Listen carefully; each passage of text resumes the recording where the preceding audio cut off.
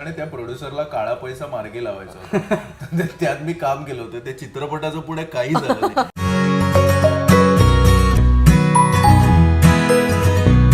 So मला सांग, actually तुम्ही दोघं पहिल्यांदा भेटला कधी? ऍक्च्युली झालं असं की त्याची एक वेगळी कथा आहे. आम्ही फेसबुक फ्रेंड्स आहोत खूप वर्ष. आणि मी दिल्लीला असताना मला एक पोस्ट पॉपअप झाली जेव्हा मोहन गोखलेंचा खूप जुना एक सुंदर ब्लॅक अँड व्हाईट फोटो आणि त्यांच्या एका मुलीचा फोटो असा कोणीतरी पोस्ट केला होता. मी पाहिला आणि मला लक्षात आलं, अरे ही तर मोहन गोखलेंची मुलगी आहे.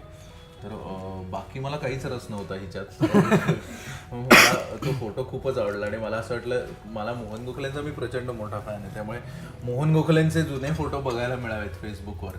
ही मुलगी पोस्ट करते म्हणून मी तिला फ्रेंड रिक्वेस्ट पाठवली. सो आम्ही खूप वर्ष ॲक्च्युली फेसबुक फ्रेंड्स होतो. हो. आणि नाही, आपण पहिल्यांदा म्हटलं तेव्हा सुव्रत लक्ष्मण ह्याला सगळे सुलजो किंवा सुल म्हणतात.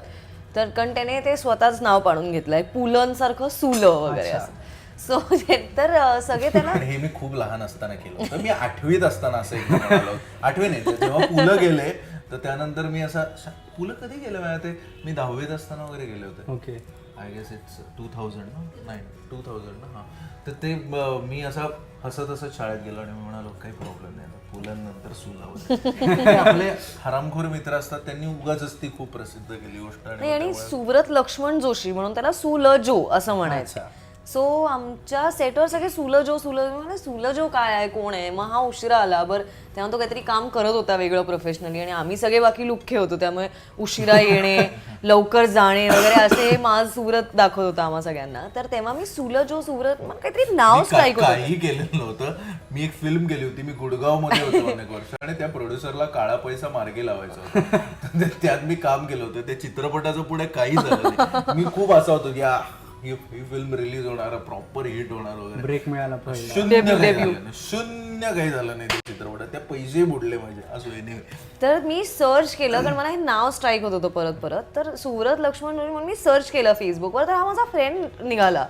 तर मला असं की आम्ही मित्र आहोत पण आमची काहीच म्हणजे ओळख नाही एकमेकांची. मग हळूहळू आमची मैत्री झाली. मैत्री म्हणजे काय, आमचं एक जनरल हाय हॅलो को ॲक्टर आहोत आपण असं झालं. आणि मग मैत्री झाली तेव्हा आम्ही कचा भांडलो होतो एके दिवशी. म्हणजे इतकं की हा माझ्यावर खूप ओरडला सेटवर आणि मी खूप रडले ढसाढसा. आणि मग तो सॉरी म्हणायला आला आणि म्हणजे सुव्रत तू माझा मित्र आहेस ना, तू असं का केलं वगैरे असं काहीतरी बालिश बोलले मी. त्यावर तो म्हणाला की हो आपण. तेव्हापासून ती मैत्री सुरू झाली आमची. म्हणून आम्ही घट्ट नव्हतंस तू तेवढीच चिडलेली होतीस. मी किती रडले ढसाढसा तुझ्यामुळे सुव्रत. म्हणजे व्हेरी डिफिकल्ट टू वर्क असं मला वाटतं. मी एकतर नाही डिफिकल्ट वर्क विथ म्हणजे मे आय एम डिफिकल्ट काम करताना. आता आमच्या टीम मध्ये कसं आहे की आता अमर फोटो स्टुडिओ पण आम्ही केलंय. सो आम्ही आणि माझा असा एक रॅपो आहे की आम्ही we have to have fun when we are working. असं ते सिरियसली असं एकनिष्ठपणे असं आमचं काम होत नाही कारण त्याने आमचं काहीच फोकस लागत नाही. So the best time we have is when you having fun. आणि हा असा आहे की सेटवर मी काम करायला येतोय, माझ्याशी टाइमपास करायचा नाही वगैरे, असा एक हा झोन सुव्रतचा असतो. त्यामुळे आम्ही आणि मी आमचा असा एक वेगळा गट झालाय आपोआप की सुव्रत असेल तर मग काम करायचं आणि तो नसेल तर मग टर्ऱ्या ओढवायच्या. त्यामुळे त्याला कशाचाही त्रास होत. शून्य खरं आहे. मी असताना तुम्ही तेवढीच मजा करता आणि काही यात खरं नाही. मला घाबरून तुम्ही नाही करत. प्लीज, तू किती ओरडतोस आमच्यावर.